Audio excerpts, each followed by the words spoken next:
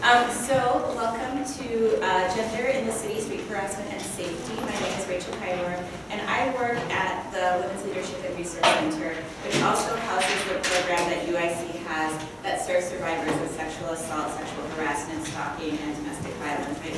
So this program is really near and dear to our hearts, and we thank you all for coming, some of you from very far away. And so today's format, we're going to have Scheherazade, Tillet, and Jasson Perez talk for a minute. Scheherazade is the Executive Director of A Long Walk Home, which is a program that works with young women on the outside of Chicago. And it's sort of like an empowerment and training sort of activist institute where women are amazing. And Jasson is the National Co-Chair of the Black Youth Project 100, which is a national movement for Black youth between the ages of 18 and 35 to organize and mobilize around social justice issues. And so Jasson's going to go first. He's going to talk to us a little bit about the role men and Black men in particular have in addressing street harassment and the impact that has on women and people of various genders. And Cher is going to talk a little bit about some of the work that the women at A Long Walk Home did and the activism that they did in their communities to address harassment. And then we're going to come together and have a conversation. I'm really excited to have this conversation. Let's think about harassment not only as like catcalling, but the way that harassment works with law enforcement, the way harassment works with the landscape of the city. Like, let's open our minds and have a great talk. Right now, Jasson's going to take it away. Thank you. So, I think, at least for like the comments that I'm going to make, is, and I think particularly around a lot of where this conversation started, I had to do to the Health Back video that I think most people maybe have seen or not seen, but particularly how gender and then racialization, but particularly Black racialization actually start to intersect, and then also for like gender non-conforming folks, right? So this is particularly feminine gender non-conforming folks. So this is what this piece is trying to address, ideas around that, and then also really speak against that, you know, like I think that the racism of white feminism is very real, right? But then that doesn't preclude, particularly in my case, right? You know, Black men and other men of color from taking feminism, women of color feminism, Black feminism seriously, and critiques around sexual violence and gender violence. So that's kind of the spirit of this piece. So. I'll go with it. So, street harassment is not a petty white woman issue that Black men can dismiss. The horrible murders of Mary Spears, Zakiya Gunn, Islam Nettles, and many others show the deadly impact it has on Black women's lives. We as Black men are the ones usually perpetrating that violence onto Black women. To clarify, when I say Black women, that is to be inclusive of people who identify as women, cisgender, people who identify with the gender that they were assigned to at birth, and or transgender. It is therefore on us to take the issue serious and stop it by holding ourselves accountable. I say these statements not as an outsider who desires to shame or be above other Black men in some false, I am better to our sisters than you are, no competition. That would be patronizing, pointless, and undermine the importance of the issue we must confront. My need to speak to this comes from the fact that I was once someone who regularly engaged in street harassment. At the time, I did not believe it to be street harassment. I felt it was part of, quote, being a man, and, quote, out with the homies, as Kendrick would say. I did not believe me saying hi to women or demanding some sort of affirmative response back contributed to the lack of safety and trauma Black women experience in this white supremacist heteropatriarchal world. It was only through being confronted by Black women, taking their criticism seriously, doing self-education on what is heterosexism, transphobia, and how it manifests in our daily practices, was I able to learn how dangerous the acts were I was committing. This learning also revealed to me how men such as myself deflect from taking responsibility for the sexist practices that make street harassment seem normal. Some of these practices are using the charge of racism to avoid dealing with sexist behavior, claiming issues such as street harassment aren't as harmful to the Black community as other forms of violence, or propping up the idea that only, quote, bad men engage in sexist behavior. All these rationalizations I've been guilty of and work hard on a daily basis to overcome. Many of the same rationalizations I saw present in the current conversation within the Black community about street harassment, and feel that it's important to confront and hopefully illuminate a path for what we as Black men can do to end this violence. When it comes to complaints about the Hollaback video from Black men in particular, the charge of racism is at times used as a way to deflect accountability. There's a reluctance to recognize that the practice of, quote, hollering at black women works to reinforce racism at the personal, interpersonal, and structural levels. Demanding non-consensual public intimacy and affirmation does cause sexual as well as racial harm to black women. It reinforces the Venus hottentot trope of black women by suggesting that black women's bodies are there for consumption due to their bodily, sexualized anatomy that precludes them from having any agency. The idea that we even have to convince ourselves as men that street harassment is a huge problem and needs to be taken seriously is part of the problem. What is particularly troubling about these deflections is the lack of trust it shows in black women's judgment and opinions. Imagine, as Jamila Lamu has pointed out, if black men spent hours and hours listening to black women say that police harassment didn't exist, was exaggerated, was provoked. I wonder what sort of toll this would take on them. If black women were publicly via social media, town halls, TV, and other venues questioning the very idea that police brutality is a serious issue that should be on any racial justice agenda, it would be unthinkable. Yet it is what we do as black men, we do all the time. We question, dismiss, and diminish the violence black women encounter, and when we do so, we are in fact doing something that black women have never done to us. This type of reasoning has led to a false juxtaposition, particularly from people, usually men, who do racial justice and police accountability work, that street harassment is not on par with the, quote, realness of police crimes, particularly against black men. The worst and perhaps most hyperbolic iteration of this came in the form of a meme from the organization called Cop Block. And I'm about to use technology here, so work with me. Boom. This is the meme. I think folks have seen it before on the internet. If not, this is your chance to see it.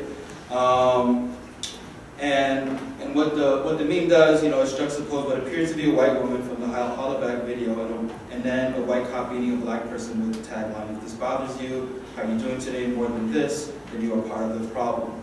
The work that Cop Block and countless other police accountability groups do is vital, but why claim that street harassment isn't in fact deadly? Why ignore the deaths of Mary Spears, Sakia Gunn, and Islam Nettles? And I use those examples particularly because these are all folks who actually were killed in the process of street harassment. Why ignore how black women, cis and trans, have to deal with sexual, gender violence in multiple forms ranging from street harassment to police brutality? A lot of the conversations a lot of times around street harassment is this idea that then it doesn't involve actual police forms of harassment also, or that folks actually have the ability to go to police and have these things treated seriously. One of the reasons our movements fail is because of dichotomies like these. We, as in black men, can't use the racism and white feminism to deflect accountability for the heterosexist, transphobic violence black women face. We diminish the harm caused by catcalling when we do this. Fighting to end this practice isn't some retrograde, politically correct word phrasing that has no basis in fighting to end oppression. Street harassment is real and deadly for black women. Working to end this issue that routinely harms black women is part of meaningful racial justice organizing. Moving forward, here are a few things us as black men, particularly those who are heterosexual and cisgender, can do to contribute to the movement to end street harassment that black women have already been leading on. One, trust black women and listen to their criticisms of street harassment. This type of trust from black men, the kind that black women have been practicing for many years now, is what is needed in order to end street harassment. I trust and take seriously black women in their calling out of sexual, gender, and transphobic violence. That's what allies do. I don't take their calling out to mean that they want to see me criminalized or locked up. They want to hold me accountable for my hurtful behavior and amend the harm that I've done. Such a process of calling out, accountability, taking responsibility for harm caused, and making amends, I believe, is just as vital as the work being done to seek justice for Mike Brown and countless others killed by police. In fact, when we look at much of the activism black women have done, it is largely of the restorative and transformative justice kind. This type of organizing works to hold us as black men accountable, but doesn't resort to calling the police. This also means reading the vast literature black women have written on the subject and thinking through ways to incorporate criticism in one's daily life. Number two, recognize all of us who identify as black men are complicit in street harassment, not just, quote, bad men. We need to stop believing that only bad men demand women's attention in public without consent and engage in heterosexist behavior. Much of this reasoning leads to classist and elitist presumptions about who does and does not engage in street harassment or in forms of sexist, heterosexist, and transphobic behaviors. Reading one Bell Hooks or Patricia Hill Collins' book does not make one above engaging in behavior that makes black women feel unsafe in the world. Calling one progressive or conscious doesn't mean that there isn't critical self-work and community work one must engage in to hold one's harmful behavior accountable. The reality is that, as men, we have been taught to express our desires and affections in sexist and problematic ways. Even if we don't mean to, we can engage in behavior that is unsolicited attention paid to a stranger, usually a woman in public, that is an intrusion on her time, personal space, and most importantly, safety, which blogger Andre George describes as an accessible definition of street harassment. Recognizing this, I believe, is key to understanding how harmful sexist behaviors are done by us, even when trying to be nice, say hi, or pay a compliment. Such realization reminds me I'm responsible for any oppression toward black women, but also actively confronting other black men, not as a crusader, but as a peer who is just as capable of problematic behaviors. It also reminds us that it is not some bad person out there we have to work with to stop catcalling, but the person we see in the mirror and the men we call friends and family in our community. 3. Confront heterosexist, transphobic behavior when with friends who identify as men engage in it. Rarely at a friend level do we challenge our own peers about how we, and I use we to highlight my own complicity, talk about women. How often do we call them out their name, how we essentialize gender with phrases like men are like this, women are like this. It's just in our nature. Sometimes it delves into commenting a woman's appearance constantly. All these practices are complicit in street harassment culture, in my opinion. All these, the idea that us as men are entitled to women's bodies, that we are even entitled to saying who can and can't present as femme, as a woman, and receive our attention exasperates the problem. It was these types of beliefs that fueled the killing of Islam Nettles. It was the young black man's reaction to feeling that he had been, quote, tricked by Islam Nettles that led to the vicious act of violence that ended in her death.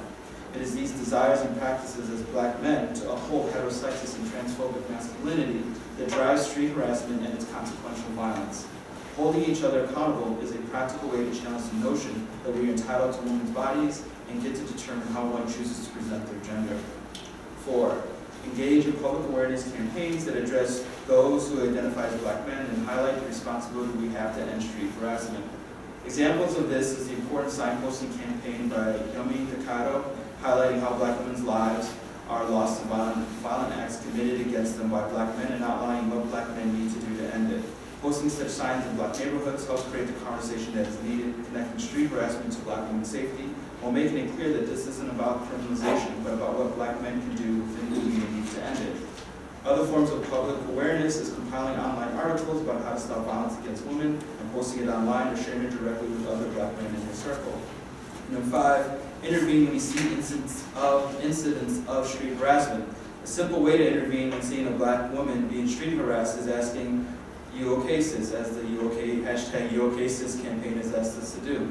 Such interventions have shown to be effective. More importantly, it is what has been asked of us as black men to do by prominent black anti-street harassment organizer Feminista Jones.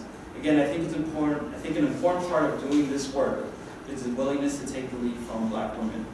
Organizations like Stop Street Harassment have other examples of helpful interventions. Learn them all, role play them out with other black male friends, and such a communal practice shows an investment in ending street harassment while building up the confidence to do so. And I know at times it seems kind of, even within BYP 100, where we can actually do these role plays, it seems kind of ridiculous at times, but it's actually not very ridiculous, and I think it's something that people actually have to practice and learn how to do in order to build the confidence and build the skills to actually do so. And then 6, participate in trainings and popular education workshops that address ending violence against black women. Inform oneself of the multiple facets of street harassment, understand how it connects to all forms of systemic oppression and undermines efforts in the fight for racial justice. Many great organizations such as Insight, Women, Gender, Non-Conforming Trans People of Color, Men Can Stop Rape, Soul, and Long Walk Home, the Audre Lorde Project, and many more do such work. Learn how to do those workshops for yourself and conduct them with other black men. Work to incorporate such workshops in organizations that you are affiliated with, like a church, school, or even a sports team, fantasy sports league, or video game gathering. These are all just things that cis men I've learned from my own experience too. Those are just a few suggestions and only mark the beginning, but most importantly, it starts with us listening to those most impacted by street harassment. It is this kind of organizing work that is fundamental to building a black freedom movement and liberate all black people. Thank you.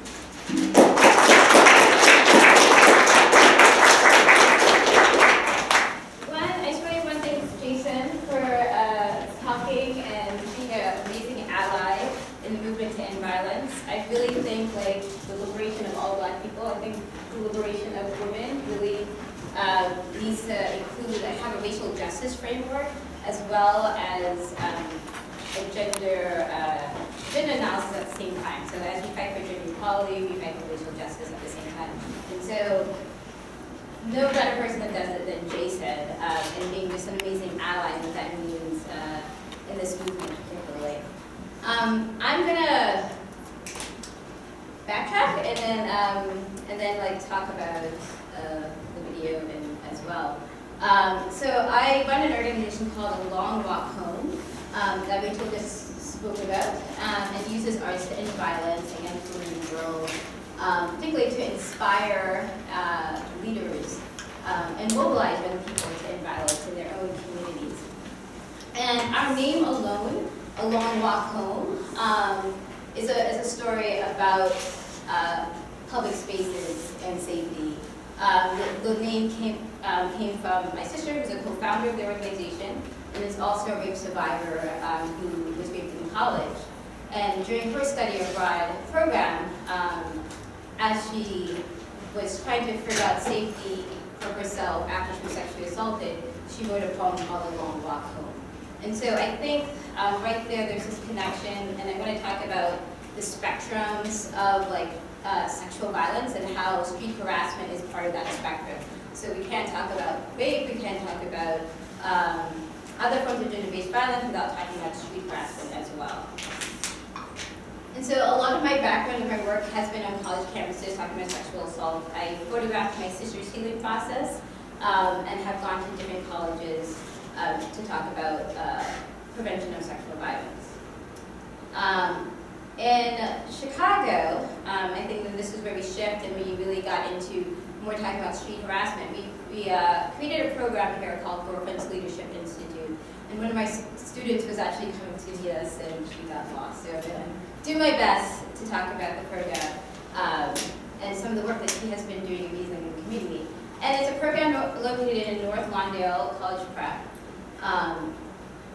High School on the west side of Chicago, and where we see different forms, just like we do see on college campuses, but it allowed us as an organization to really look at the gender-based violence as a spectrum.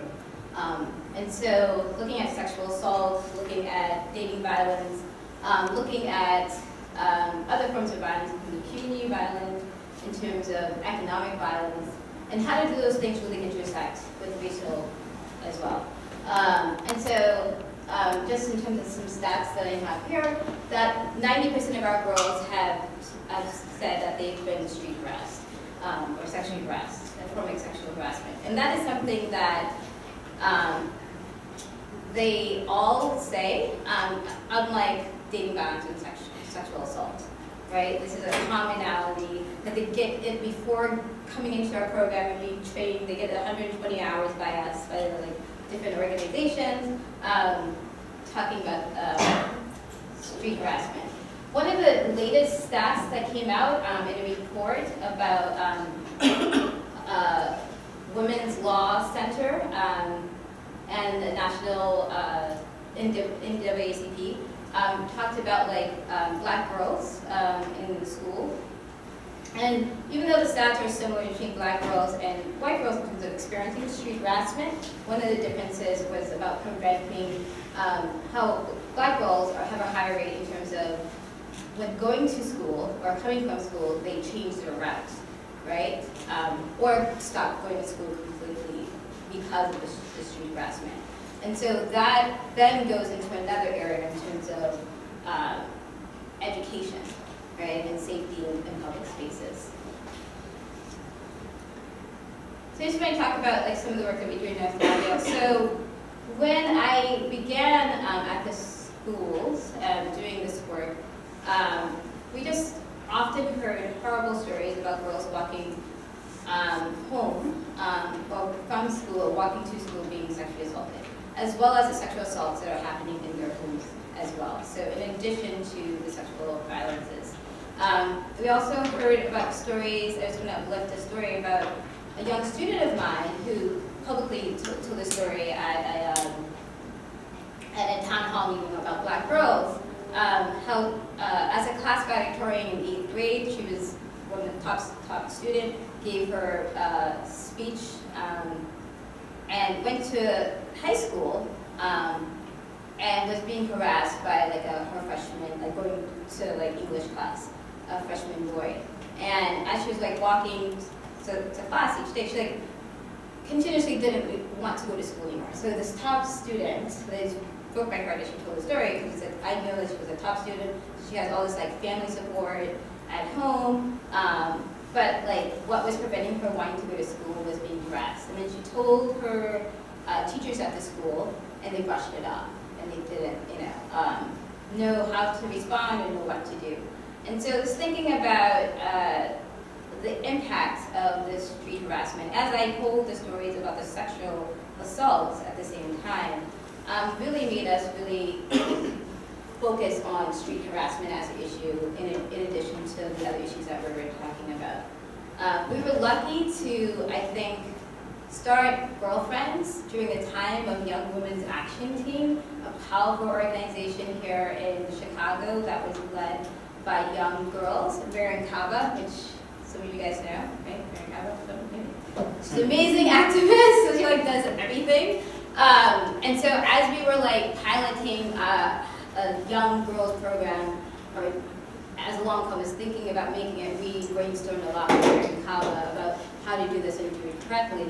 But we also were able to like overlap with Young Women's Action Team and have the girls train our girls. And so the organization doesn't exist anymore. I think it ended in 2011.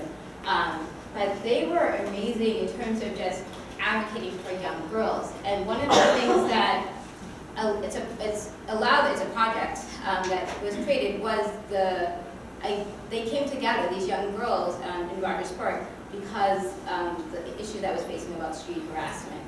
And then they did data to back up their actual stories as well. So they went out and interviewed from ages 10 to 17, 160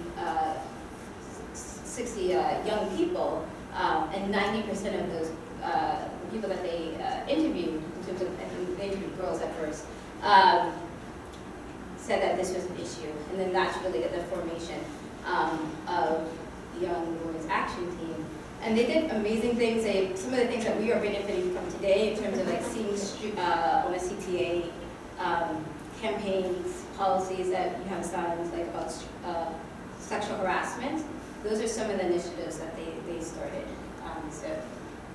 So I just want to say we began with that in our heads, and they trained us, and they trained our girls, working directly with our girls. In 2013, I forgot the organization's name. I think it's Street Harassment. In 2003, Holly did her first week running an international anti-street harassment week in 2013. And our young girls, we brainstormed how can we participate in this? How can we, these stories that we are hearing, that they are experiencing, how can then we create an actual campaign to help end it ourselves? And the young student who was going to come, her name is Brittany Jordan, researched and, and they started off with this like tag, hello, my name is not Hey Baby, and created a walk in her community. So the school that we work with has 2 campuses, and it's in between those 2 campuses, it's less than a mile walk, that a lot of the street harassment takes place, and also I would say a lot of the sexual assaults take place as well. And so they did a campaign where they walked from one campus to the next, using their shirts, each customizing it with names that they have heard and that they do not want to hear.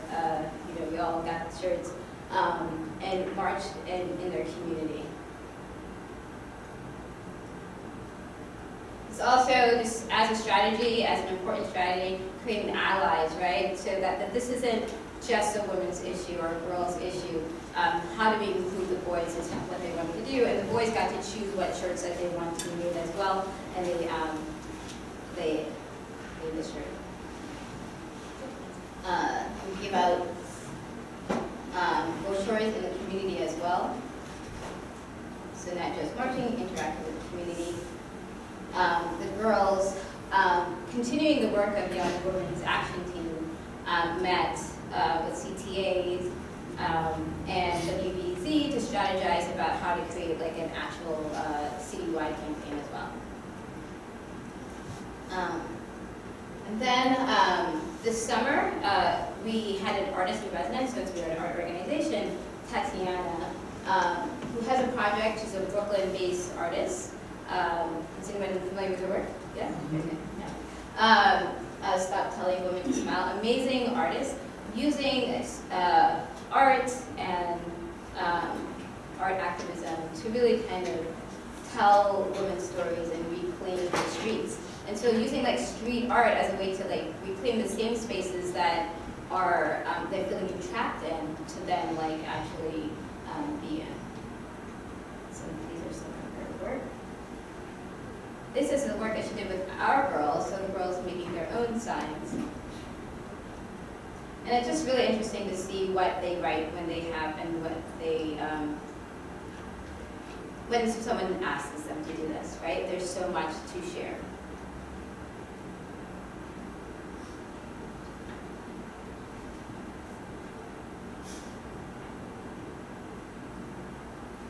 Okay, and so this brings us to, I would call it the Super Bowl of sexual harassment in, I have to go to my notes. This was in, yes, October 2014, when Hollaback came out with their video of a white woman walking in New York City for 10 hours. And on the first week, it got 1 million views. Since then, it has gotten over 40 million views. So we would call that like a peak moment, and we live for these moments in gender-based violence, to end gender-based violence work. However, what this video did was reinforce stereotypes about women of color, and also, I would argue, reinforcing stereotypes of who is the victim as well, right? So as it excluded white men, it also excluded women of color and trans community from telling our narratives.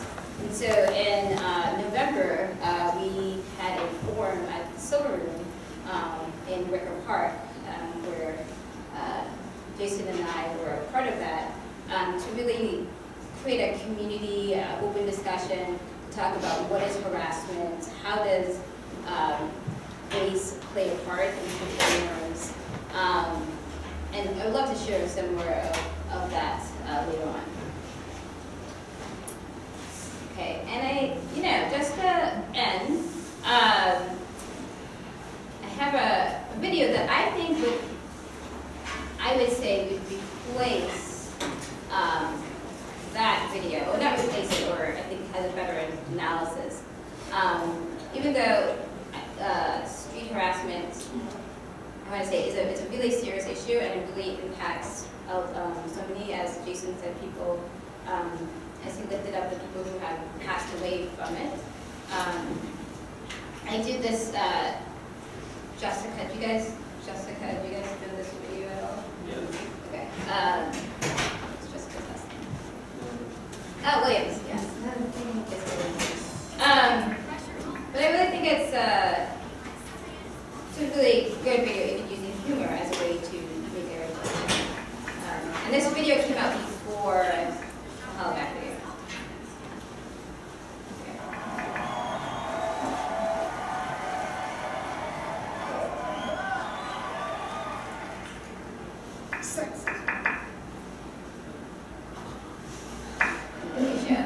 Does it still exist? Many men say no. Jessica Williams explores. People complain a lot about sexism these days, but thankfully there are those who know the truth. I'm not buying this anymore. Women are different, and we should celebrate that rather than claiming women are victims. If anything, it's not the women who are victims, It's the men. Civilized atmosphere in which we exist today, old-fashioned tough guys are in constant danger of slipping out and saying something that's going to get you in trouble and make you look like a sexist. Right, they are the ones in danger, but women actually have it great. Look at me. I've got a high-powered job in New York, but I get benefits men will never see. Come spend a day in my fun world. Let's go.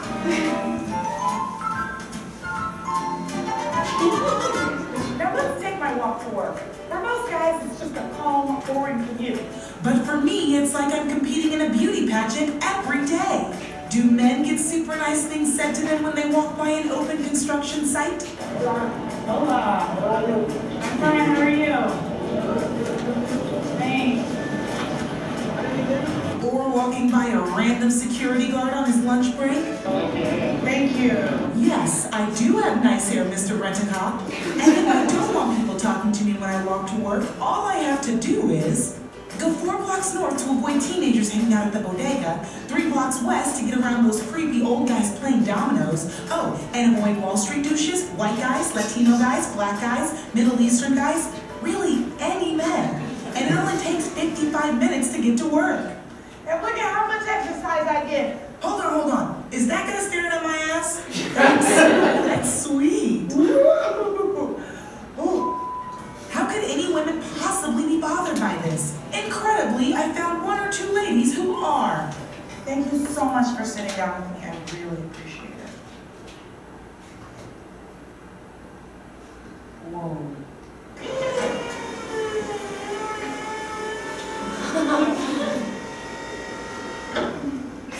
All right, ladies, let's hear it. I think it's 100% of the time that you have vulnerability as you're a woman walking down the street. And I think that's the scary part for me, is I never know how to respond. Should I respond? Is my safety compromised if I make a response, if I call them out? Your safety? Jeez, loosen up already. They mean it in a nice way, I think. Like they find you attractive, or they want to just pay a compliment. When I was younger, I didn't like it. It used to bother me. Oh, this is so sexist, Now I'm like, if it doesn't happen, I'm like, excuse me. Exactly. You should be flattered. One time I was walking down the street and this man came up literally inches behind me. He was like, I want to me.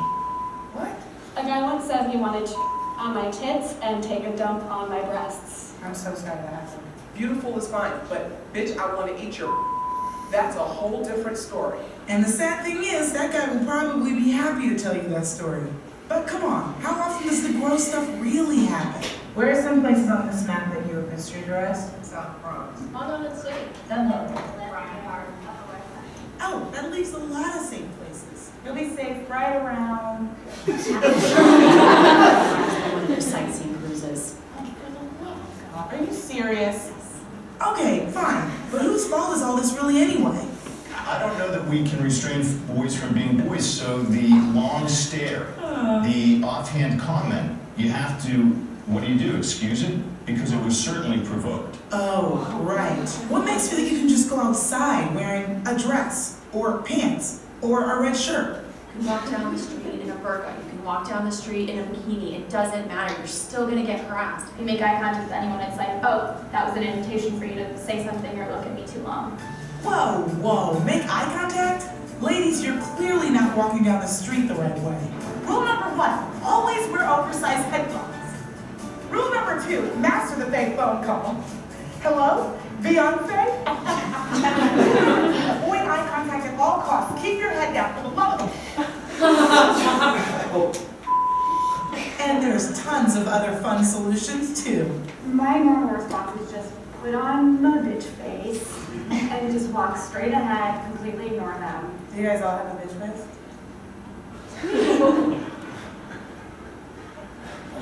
But if you really need to get somewhere, there are things you can do. You're a grand old flag, you're a Like act like a psycho. Or for real safety, all you have to do is get a travel buddy. The more, the better. What's in the Upper West Side? Let's go. Does anybody need to stop at the bodega on the way home? Does anybody live in Williamsburg? Anyone? We got 2 in Williamsburg. It seems we can only dream of the day when women can walk down the street and confidently say, Say it with me. Sir, it is not okay for you to say that you want to take on my tits and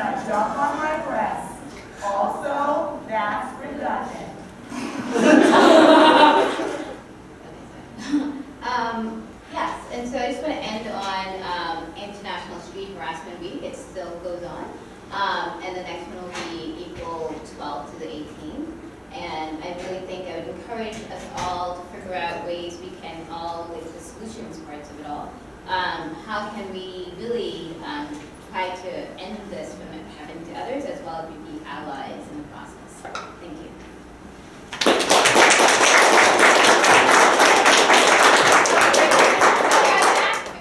Hello, my name is Brittany. I've been a part of the Long Walk Home for about 5 or 6 years now.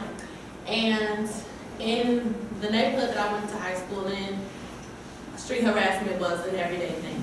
Because we have 2 campuses, and so walking between the campuses, like travels with like girlfriends, meetings, or just like do after school activities, or even going home, we constantly have to deal with guys yelling out to us, hey baby, hey sexy, hey girl with the big booty, and it's like, it makes it very uncomfortable. And so when I was interning for Ms. Tillet, and she told me about Anti-Street Harassment Week, we sat at her house and we talked for long hours, like, you know, what can we do to bring this to North London, that's in my high school. And so I thought it would be a good idea to organize a walk between the campuses. And so what we did was we made shirts that said, hey, my name is not. And we put the names of like what guys would call us on the street. So some girls say, hey, my name is not, hey Red. And I said, hey, my name is not, hey baby. We created signs and we started the walk from the Collins campus and we walked all the way over to the other campus, chanting, handing out flyers, holding up our signs, and just like letting everybody know that we're here and that we're no longer going to stand for this and that street harassment is wrong. And we also educated the girls and others who joined in the walk on, you know, ways to, as the lady said in the video, like ways to avoid it or kind of like deal with it.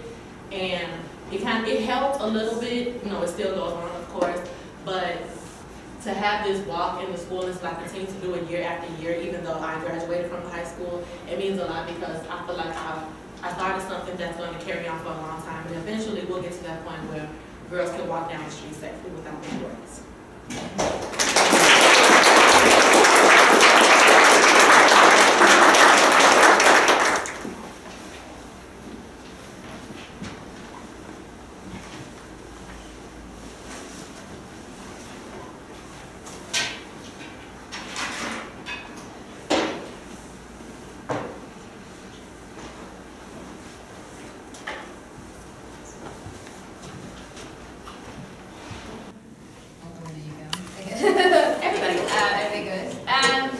Well, I guess I've been really playing with this idea in my head about entrapment and like looking at that in multiple ways. Like so, like as a long-time therapist, like how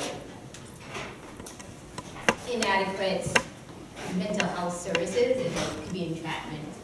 How women experiencing street harassment and fear of what that does in terms of taking away public spaces is like an entrapment, right? You know, if you're fear of your neighborhood, your fear of your community, like how that, if you're taking back the nights, you know, like what kind of world are we allowing women and girls to really exist in, and how that an entrapment being in their bodies as well.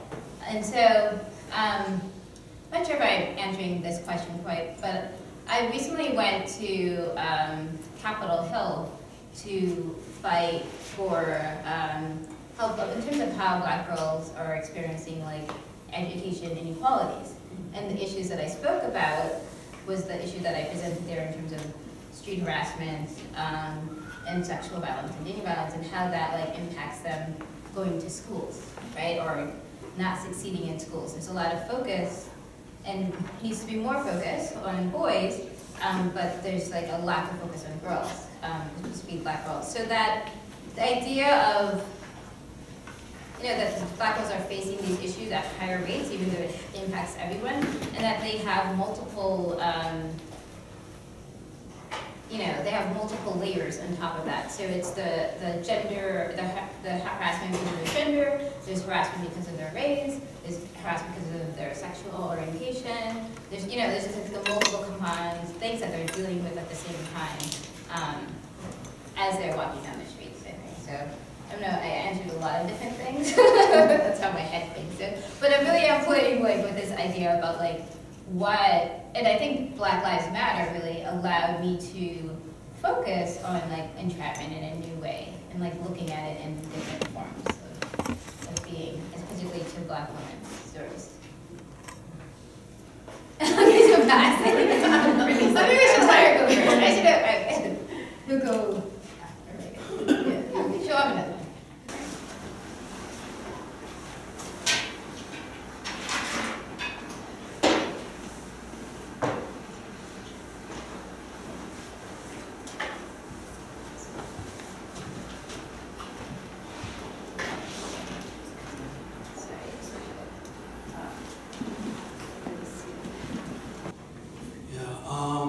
You know, I think you know, Black Women's Blueprint actually went to the UN with recharge genocide around. You know, the UN had this hearing about state institutions that state institutions that do forms of policing and the type of violence that people are subjected to by those institutions. And Black Women's Blueprint did a really important study just highlighting how regular, normal rape of women are when they're in a police encounter, and like sexual harassment occurs. And so I think first and foremost, I think it's the idea that that there's an intensification of police violence towards women or gender non-conforming folks once they get stopped or harassed by the police. And then also then those same dimensions go into once they're under captivity in a prison or in a jail. And I think in regards to how that looks though, in regards to the demands that we're trying to make for ending police brutality, trying to have some form of police accountability, and I think, and then for some of us, you know, ending policing as we understand it to be in our day and age. I think the articulation around demands has been is hard for us at times to really be able to think through ways that really challenge the state. I think insight has come the closest to saying that your analysis should always have that within the framework. I think part of it, I think, is borne out when we try to really connect this idea of, you know, I think it really stood out to me when, on the PowerPoint that you had, where, you know, the only rape center was closed within the west side of Chicago, right? And so, and that when you think about how much money is spent on policing just in Chicago alone, so Chicago is 41%.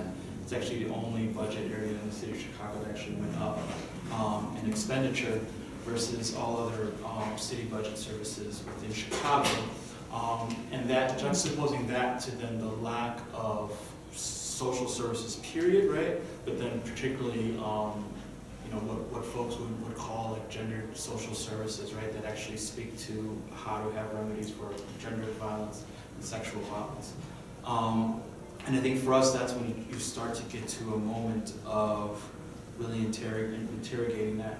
And then also the ideas are what we're really working with right now, and especially trying to push the conversation that policing occurs once you, in similar to what you're saying in regards to entrapment, that policing and criminalization and forms of incarceration occur once you walk into your food stamp office, once you walk into like welfare services offices.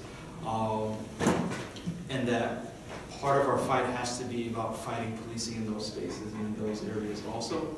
And so that's the long way on it, but that I think we still have, or at least review IP 100, and I think most police accountability work still has a lot of long-term work about having coherent, to the point demands and also analysis that really speak to gender and sexual violence.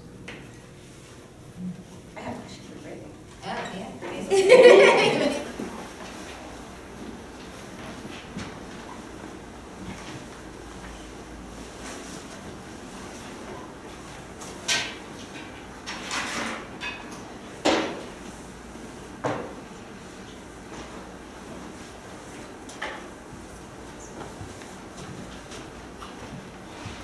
When I first spoke on it, it was, the idea was new to me.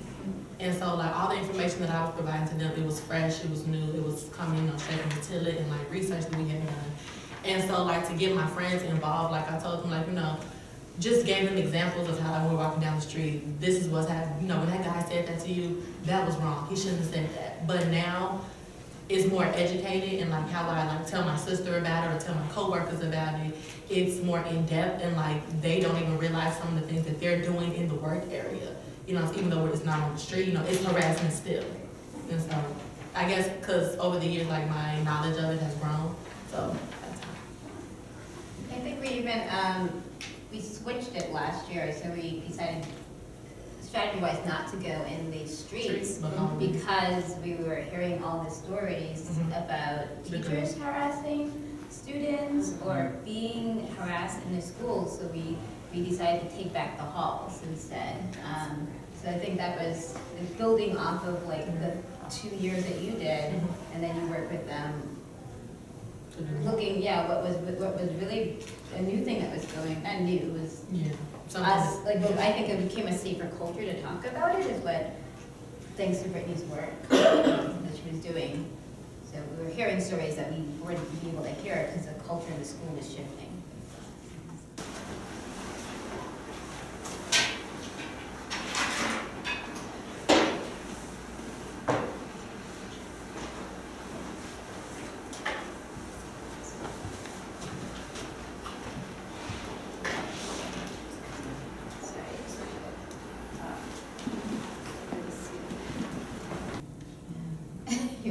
That's a hard question. I think it's just something, so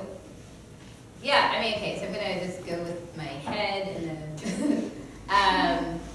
so I was thinking of the video and like, there's just no racial analysis done in that video, right? Like, none. Like, how differently it would have been if it was a woman of color, how differently it would be if they went to different communities, how differently if they like just didn't do that type of editing, right? So their apology was like, there was a ambulance or sound, the apology came out like much later too. So like just the damage being done. So like who is working in terms of the editor, like there's just all different parts of that. And for something to be like, I call it the Super Bowl of street harassment, and for that to be what was out there, like something that's reinforcing all sorts of stereotypes. Like I was just thinking about your first question again, like about black girls and women.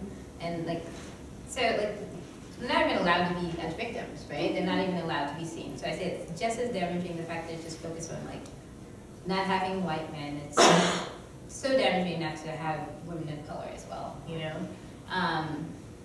But in terms of the allyship, I think it's like really having, like, I always say, I do a lot of adult allyship, right? And it's about physically sharing the space, right? Like sharing the space, like allowing, like using your privilege. So me having an adult in a situation, so doing this in different forms, right? So whatever your privilege is, like using this analysis to do it in different forms of race, privilege, all the different, privileges that you may have. Like how do you like work and then allow others to shine, And so I think it's about using what opportunities that you have, like, to then assist and know that it's allowing someone else to be at the center, right? Like what you were talking about with your work, like, women of color being at the center, So in my work, it's like allowing our real bigger changes, having the girls of color be at the center, and then how, allowing the power then for them to transform these systems that are oppressing them, to actually make changes in them. So I think for me, it's like just whenever I have opportunities to share the space a lot, and there's no sense of talking about the girl's story if we have an actual girl who could tell their own story. But do you have anything about the allyship? I mean, you've done a lot of stuff with male allyships. Can you talk about getting men involved, like boys involved, and like any suggestions that you would have? I mean, you guys intentionally, like, had boys to walk with you and like Yeah, because I feel like once they understand, as far as like males go, once they understand what they're necessarily doing wrong, then I guess the dynamic changes, and I guess it helps them to like learn and like want to get involved and want to stop what they're doing. Because like when we did the street harassment law, I knew everybody in the school. Everybody knew me. It was like, you know, hey, what's up, you know. And so like I had guys and girlfriends, and so it was easy for me to get the girls involved, but it was way easier to get the guys involved. I don't know why, but I guess they wanted the t-shirts, but then when they learned about what we were doing, they were ready to take pictures, they wanted to like help iron on the t-shirts, they were ready to make posters and just like get out there, and they were yelling louder than the girls. And so I guess it's like when you educate more, that's when you get more involved and like you're able to see change, I guess. And I think it was like getting those like strong, real allies. And then it's the same thing. It's the same strategy. It's like getting those strong group of boys at your school, and then get their holding their community accountable as well, right?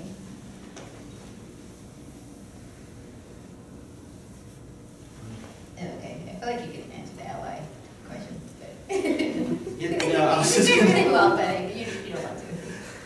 I was just gonna say that I think, you know, now at least as it relates to the Hollaback video, I think it's important for BYP's own work, right? We do our work, we say we do our work, we hope we do our work within a Black queer feminist lens. And that not as like identity positions, right? This idea that, at least for me, I think for a lot of us in BYP 100, it's not necessarily an act of allyship or solidarity to not be of whatever structural or identity position, but then still have an analysis of it. So the idea is that, you know, Hollaback having a racial analysis to the video necessarily, at least for me, wouldn't be an act of allyship, would be an act of having a proper analysis, a normative analysis of what the power relations of street harassment actually is. And particularly like who, at the level of like empirics and social science, who actually is most impacted by street harassment and who is the recipient of the most violence from street harassment, which would then be women of color, particularly transgendered, right, women of color. So I think there's that part, right? And the idea that somehow just having an analysis somehow is you doing your part, which I don't necessarily think it is. I think, ideas around solidarity and around allyship come from the moment when you're able to, and you're willing to be in positions where you actually have to take a lead from folks from that oppressed category, right? And at least to me, kind of surrendering to it and taking it kind of unflinching, right? That even if at times there's moments of where obviously you can't see the sexism, you can't see like the structural implications of it, that you still take the lead from it and trust it. And that's what I think I mean, by around ideas around trust. And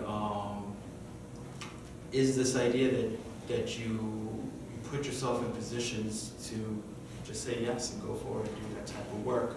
And I think that's when you actually begin to have the moments of allyship and solidarity, because I do hear you on your points of like, there's at times, I think whether you see it with someone like Tim Wise, right? Or, you see it with other folks where then there's like this idea of like celebrity, of like, activist celebrity of like, oh, I get it, and this is how you can get it too, right? And so for me, it's very much not about that. It's very much attached to organization. It's very much attached to projects that are already going on that actually deal with anti-street harassment, and then it's the ability to really, really take that leadership and take like where folks say to go and how to do it. And that's why we're important.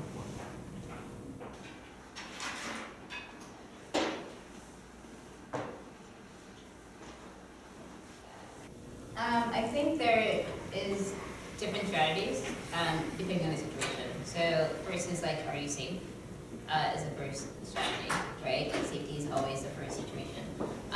It's calling out the behavior, right? So something important is like to actually, right? So if this is, again, if you're safe enough to do these things, it's really just about getting out of the situation, right? And a lot of the street harassment is about not feeling comfortable, fear of safety, fear of perpetual violence, continuum happening. So like safety is foremost, but calling out what it is, and we can talk about different strategies. Like as I've gotten older, I use different strategies. So there's like that privilege in that way. Like so, this is street harassment, like saying what it is. Like defining it. Oh man, this is street harassment. Just calling out what it is, and then really, so there's a form of like education in the process, but those are certain things you can do. What else or you actually do? Well, some things that I do, like because I get off work late at night, and so like I have to like walk from the train to my house, and in the area that I live in, it's very unsafe as far as like guys being outside all the time, and I'm the last one in the house, so sometimes I like pretend I'm on my phone, have my headphones in, pretend like I'm talking on my headpiece, just so like guys won't say anything to me, or I'll talk really loud, like, yeah, Dad, I'm right down the street, here I come, just to like steer them away and not want to talk to me. But like if it's during the day, there have been times where guys, when I try to talk to them, I'm like, stop harassing me. And they're like, I'm not harassing you, you're talking to me without me wanting you to, speak to me, so leave me alone. And they're like, oh, well, I'm sorry, because sometimes they don't know that it's harassing. Sometimes they just want to like have a conversation or just get to know you, but it becomes annoying at some point, so sometimes I call it out. And there's all sorts of things out there. So there's like apps that like what you're talking about, like, hey Dad, I'm walking, right? That was a technique, they had to use like male privilege in a way to like create safety, because she's like making that up. Like about her dad, like, but like you could, there's Circle 6, Callback has its own thing as well. There's just different resources out there to strategize. But I really think I would stress, like, each thing it's unique, but like safety is first. So whatever you have to do to get out of that situation and be safe.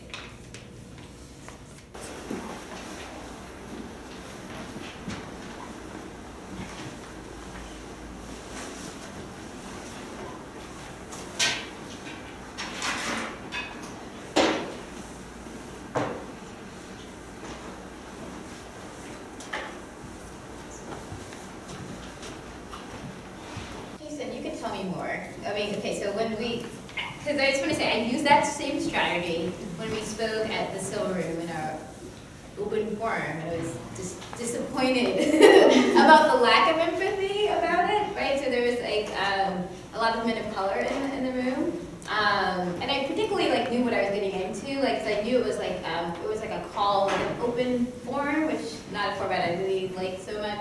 So I definitely like had allies like on the panel and made sure in creating like safetiness in the space.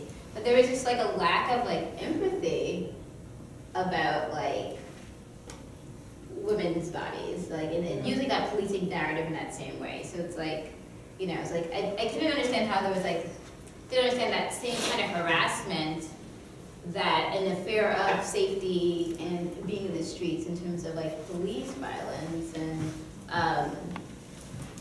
just being a black man walking down the street, and then not, and it's just, I don't know, you could tell me more, like in other spaces, but like how there was just like in that space particularly, there was just like a lack of empathy, and I used your argument, and I think other spaces it works very fine with people who understand have a gender analysis with the work that they do. But in that particular case, it was a lack of that. It was actually surprising because sometimes I'm around a bubble sometimes, right? Yeah, no, I mean, I think it was actually because of that one panel. I think was the idea of really working against the idea that bad people or bad men do street harassment or are responsible for the environment that creates it, that makes it okay to do street harassment. And I think. And it was, because I do feel like there is like a class dimension around what the conversation of street harassment is about, right? And I think that it really allows for men, even such as myself, or like who have like some education background or like some access to status, to be able to be like, I don't engage in that like that street harassment hanging on the corner kind of thing, And so, and to me, the work that that's doing is the idea of, quote unquote, like the perpetrator myth, you know, that bad people do these things. And so that I don't, have to empathize with those women that are doing it, and I'm not one of those men who do those things, right? And I think changing, kind of like changing the dynamics of empathy around the idea that I have just as much potential and I am part of kind of like a structure and a system that then still enforces this amount of harassment and violence towards women.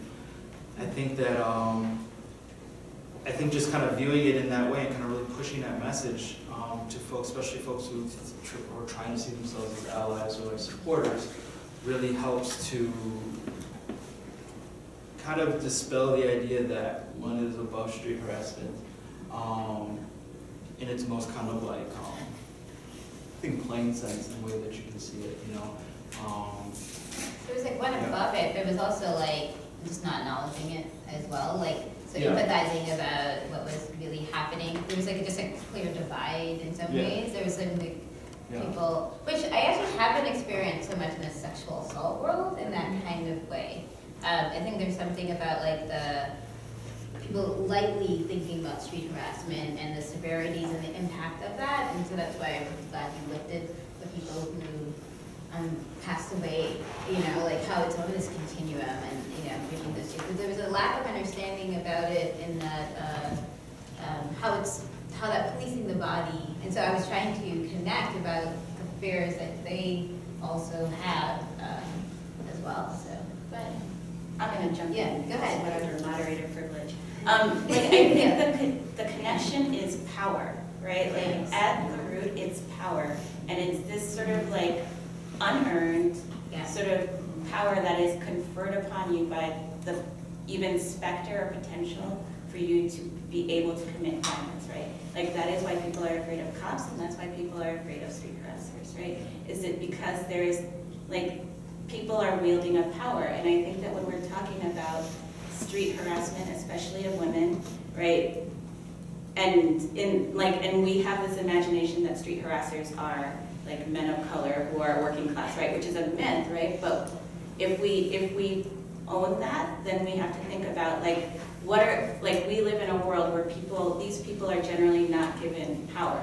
Right, so this space where they do have power and they enact it, they don't see that as a privilege, right? Like that's how privilege works. You don't recognize that you have it in the same way that when you talk to a police officer, like they don't see themselves, like a lot of them probably don't see themselves as like inherently a threat, you know, or an arm of like the racist, you know, agenda. They just think that they're like keeping somebody from getting mugged, right? So like there are these ideas of this sort of like power that people have just by the space they occupy, and their inability to see that their occupying that space makes them a threat, right? And so like their actions can be threatening. So they may be wanting to get to know you, but you may be wanting to get to know me because you want to kill me, right? Like, and so I think that when we have those conversations and we're trying to make these connections between like why people who care about police violence need to take street harassment seriously, we have to say like the reason we're scared of cops is the same reason it's not okay to holler. It's because like that power is a threat, you know, and that power is violence. But that's just me. It's 1:37. I can't see that far. And so like in the interest of respecting people's time, I kind of want to give people a heads up about that. And so maybe we'll formally close the program, but you have a question, and so maybe we can have a conversation about it after. And if people have closing thoughts, this would be the time to do it. Thank you so much, by the way, for coming. But Brittany, Scheherazade, Jasson, any words to go on? I mean, we just have a group of people who are spending their like lunch or free time dedicated about ending or curiosity about street harassment. And so now it's like time to like utilize that, like figure out the next steps, right? I don't want to end here like whether it's on UIC and we could like give them references about that, but like I put up here like the International Street Harassment Day a week, and that was like our entry point in the larger movement and really connecting to like what was happening like in other parts of the United States as well, in the world, and seeing how this is a really big issue and that needs to end, reclaiming public spaces. And so I just urge you to really like use this, don't stop here, whether it's like like holding, like being upstander, what Brittany was talking about, like doing those smaller interactions as well as something larger. It's like, we're not gonna lose this moment here, and turn into like action. Thank you all. Thank you, Great Cities Institute.